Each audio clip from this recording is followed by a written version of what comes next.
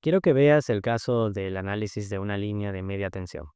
Como vemos en esta primera imagen, la presentación de una línea de media incluye la admitancia en paralelo, principalmente capacitiva, dividida en dos partes iguales, ubicada en los extremos del circuito, lo que da como resultado el conocido circuito pi. Este modelo es crucial para entender el comportamiento de líneas de longitud intermedia, donde la capacitancia de la línea ya no puede despreciarse como las líneas de corta distancia. Ahora vamos a trabajar con un ejemplo práctico que nos va a ayudar a comprender mejor estos conceptos. Tenemos el siguiente circuito de media tensión. La carga tiene una potencia aparente de 30 MVA, un voltaje trifásico de 115 kV y un factor de potencia y retraso de 0.85. La resistencia de línea es de 20 ohmios y la reactancia de línea es de 60 ohmios. Vamos a comenzar calculando la reactancia capacitiva multiplicando 2 por X sub C, que es igual a 4300, ángulo de menos 90. También vamos a calcular la corriente en la carga monofásica, igual a la potencia aparente trifásica dividido entre raíz de 3 por el voltaje de carga trifásico. Eso es igual a 30.000 kVA dividido entre raíz de 3 por 115 kV. Eso es igual a 150.61. Y para buscar el ángulo, tenemos que calcular el coseno inverso de 0.85 igual a 31.78. Y colocamos el ángulo como menos 31.78 porque está en retraso. Para encontrar el voltaje de carga monofásico, solo tenemos que dividir el voltaje de carga trifásico por raíz de 3 y nos da 66.39 ángulo 0 kilovoltios. En la capacitancia, en el lado de carga, vamos a llamarle voltaje capacitivo primo. Este es igual al voltaje de carga monofásico, que es igual a 66.39 ángulo 0. Vamos a calcular también la corriente capacitiva prima, que es igual a el voltaje capacitivo primo dividido entre la reactancia capacitiva.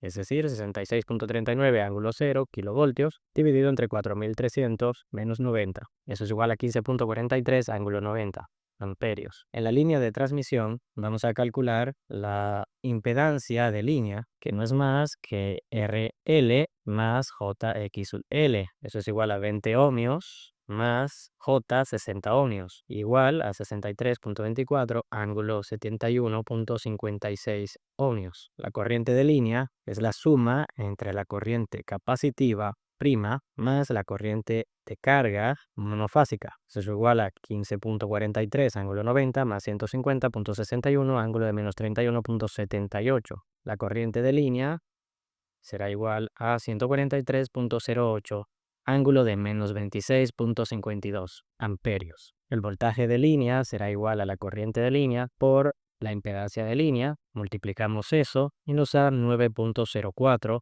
ángulo de 45.04 kilovoltios. En la capacitancia, en el lado de generación, podemos buscar el voltaje capacitivo, que no es más que la suma del voltaje de línea más el voltaje capacitivo primo. Eso es igual a 9.04 ángulo de 45.04 kilovoltios más 66.39 ángulo de 0, dándome como resultado 73.05 ángulo de 5.02 kilovoltios. Vamos a calcular ahora la corriente capacitiva, que no es más que el voltaje capacitivo dividido entre la reactancia capacitiva, es decir, 73.05 ángulo de 5.02 kilovoltios dividido entre 4300 ángulo de menos 90 ohmios. Eso me da como resultado 16.98 ángulo de 95.02 amperios. En el generador vamos a tener la corriente de generador monofásica, que es igual a la corriente de línea más la corriente capacitiva, que es igual a 16.98 ángulo de 95.02 más 143.08 ángulo de menos 26.26 amperios, dándome como resultado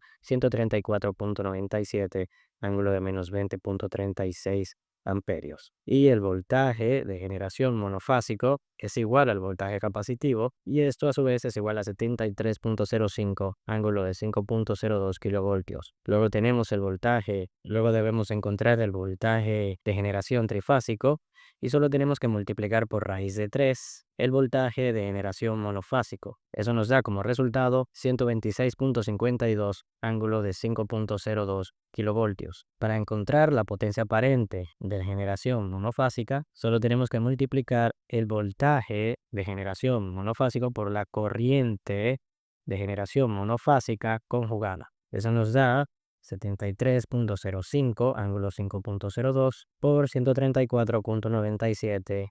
Cambiamos el signo al ángulo y nos da 20.36. Un resultado que la potencia aparente monofásica es de 9.85 ángulo de menos 15.34 MVA. Luego, para encontrar la potencia aparente trifásica, solo debemos de multiplicar por 3 la potencia aparente monofásica. Y eso nos da como resultado 29.55 ángulo de menos 15.34.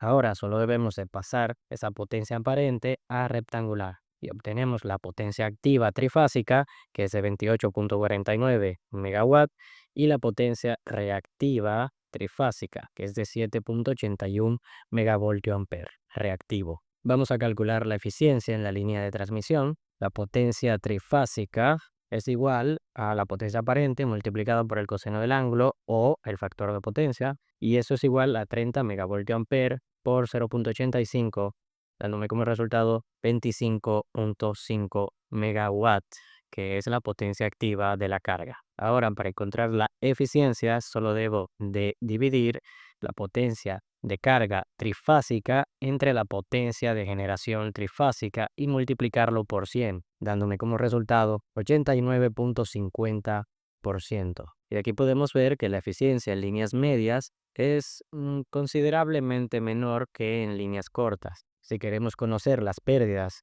trifásicas, solo debemos de restar la potencia activa trifásica de generación menos la potencia activa de carga trifásica. Eso me da como resultado 2.99 megawatt, que en comparación con la anterior es mucho mayor. Ahora debemos de calcular la corriente en vacío y la tensión en vacío. Para calcular la corriente en vacío es un cálculo bastante sencillo, nos va a quedar como el voltaje de generación monofásico dividido entre la resistencia de línea más J por la reactancia de línea menos la reactancia capacitiva, que es igual a 73.05 kilovoltios dividido entre 20 ohmios más J por 60 menos 4.300 ohmios. Eso es igual a 17.2 amperios, ángulo 89.72. Para calcular el voltaje en vacío, solo debemos de multiplicar la corriente de vacío, es decir, sin carga, por la reactancia capacitiva. Y eso nos da 17.2 ángulo 89.72 por 4.300, ángulo de menos 90. El resultado es de 73.96 kilovoltios, ángulo de menos 0.28, un ángulo bastante pequeño. Y para calcular la regulación de voltaje, solo debemos de restar el voltaje de generación menos el voltaje de carga dividido entre el voltaje de carga, y esto nos da como resultado 11.4%.